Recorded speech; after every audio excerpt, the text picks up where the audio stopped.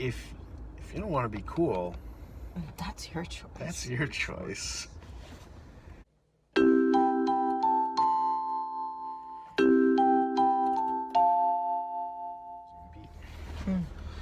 Hi, everybody. Hello. Hi, I'm Oliver the Ricketts. I am Brittany. I'm Jeremy Kessler. Here's the thing. This one's a fucking doozy, but I'm going to try to keep it a little short because there's, quite frankly, a lot of movies out right now, and I'm a little overwhelmed with all the editing, but...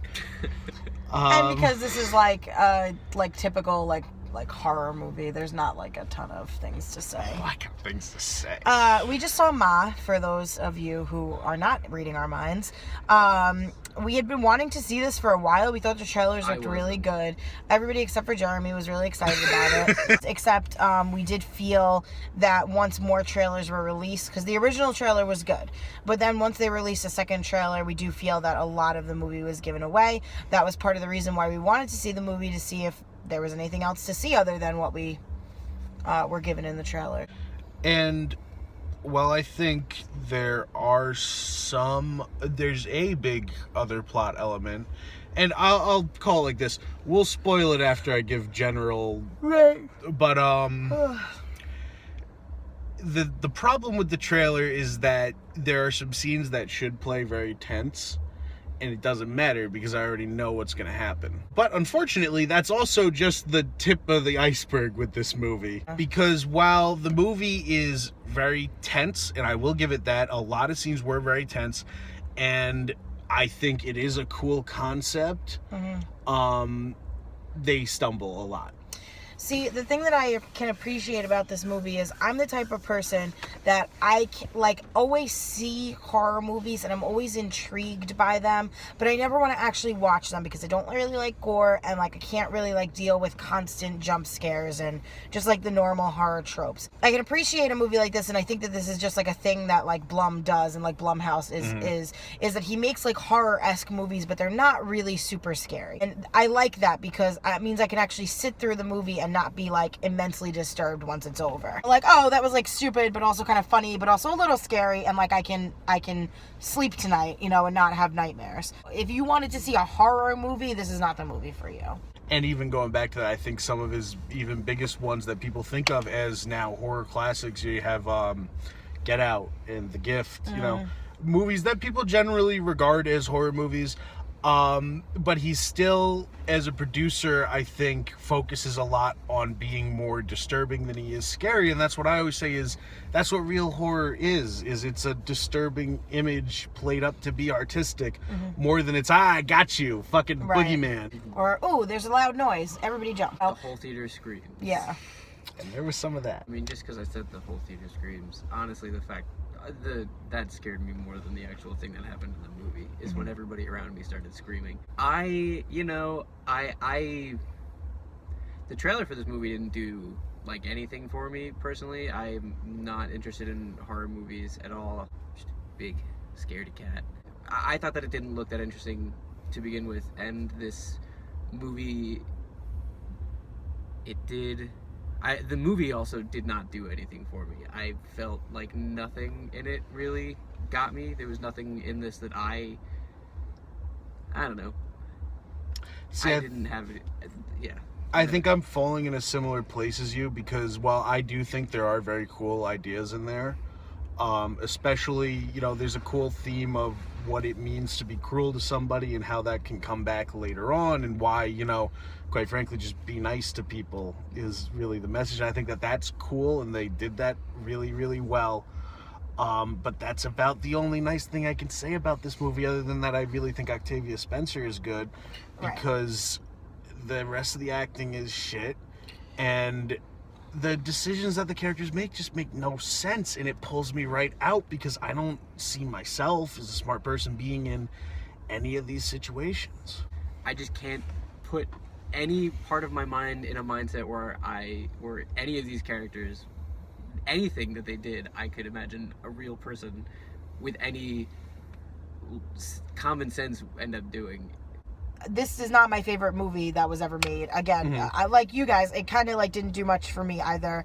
I was excited to see it, but then after now seeing it and seeing how it all kind of played out, I was just about the whole thing. I'm only appreciative of the fact that it was a horror movie that I could sit through. Right. You know, it wasn't like Brightburn where I was literally like, I think I watched maybe a third of Brightburn. It wasn't really terrible. It just didn't, like you guys said, didn't really do much. Like, it's something I'll probably soon forget. And the thing is, like, it's sad because it is something that I appreciate that the movie does really And it's well. an original horror movie. Oh, absolutely. Which we don't really get too often. How many fucking Annabelle movies are they going to make? Right. So I can appreciate that it's an original horror movie. And honestly, I think given a better plot, it would have been much better. The plot is not my issue, I don't even think. I think it's what they choose to do with the plot once they establish it.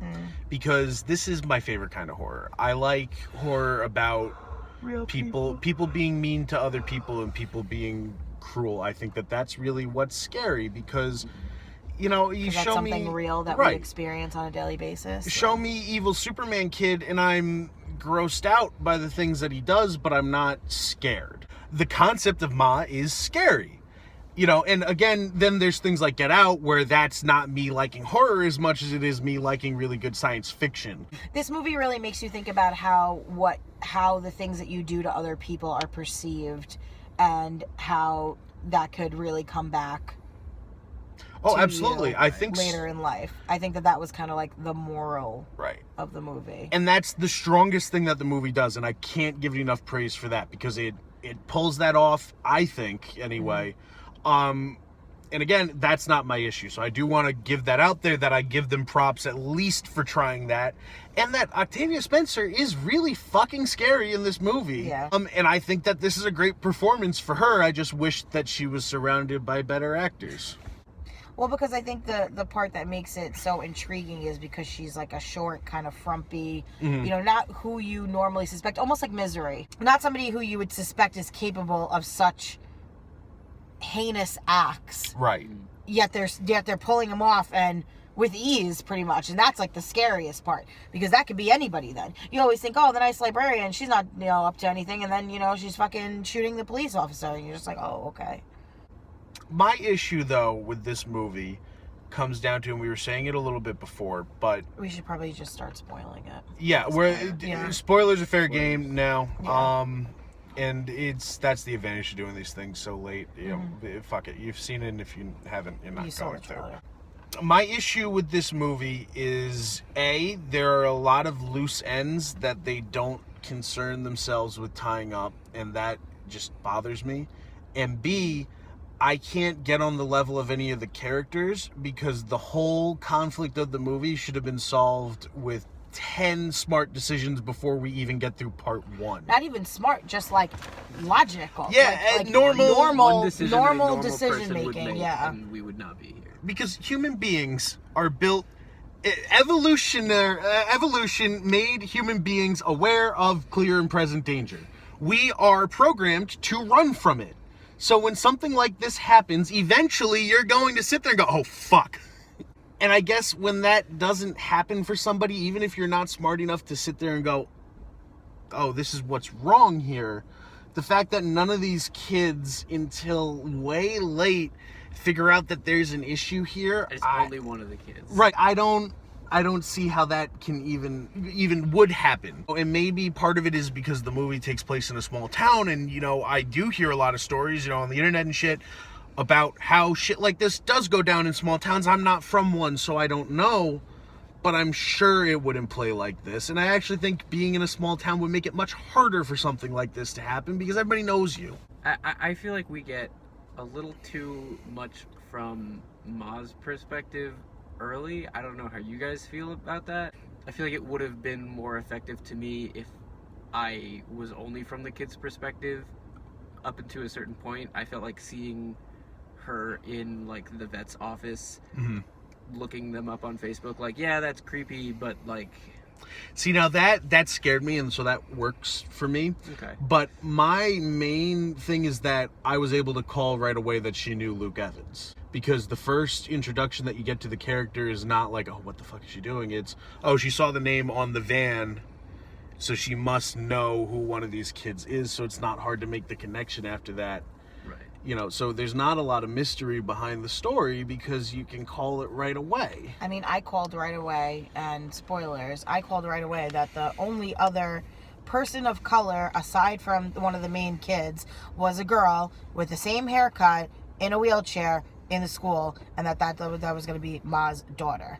I don't know how no one else saw that, because I saw it a mile away, because they had this one isolated scene with Maggie right in the beginning of the movie. It wasn't like it was later With on a non-character. with a non-character, and she had literally the same kind of hair as Ma did.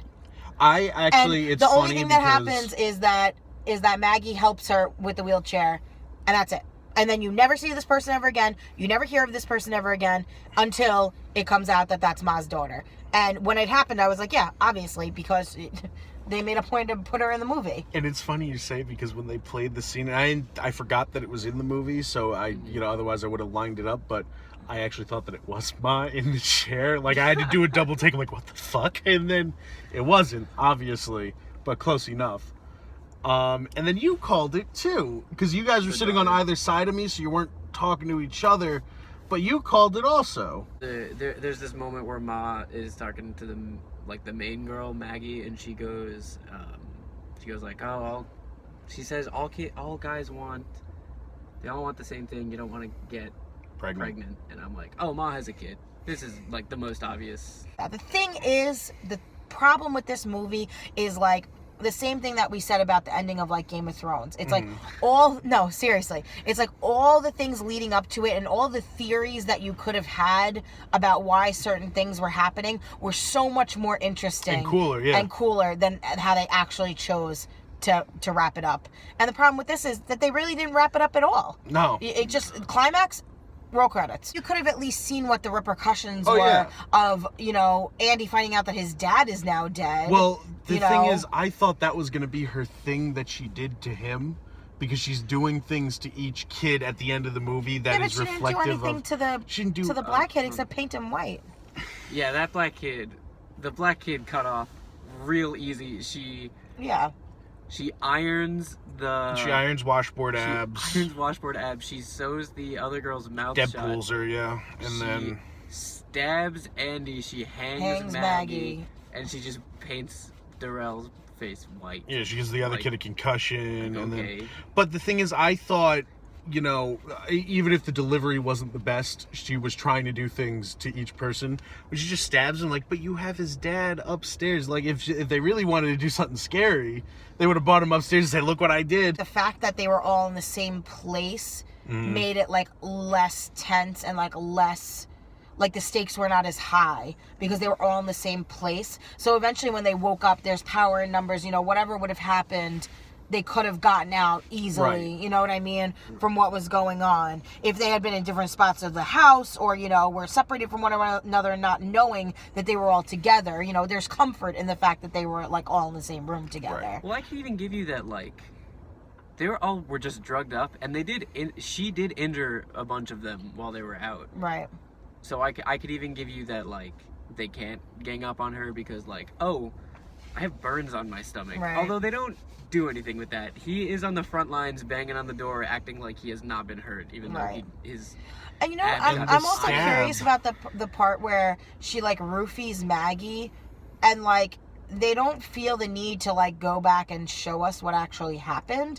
And when she's asking her boyfriend, he doesn't even tell her what actually happened. What? I think it's fucking bizarre for him to do this total 180 at the end when he sees all of his friends all fucked up and goes, I love you. Well, he did it on purpose. But we don't know that because... Yes, you do. That's why she calls him a liar.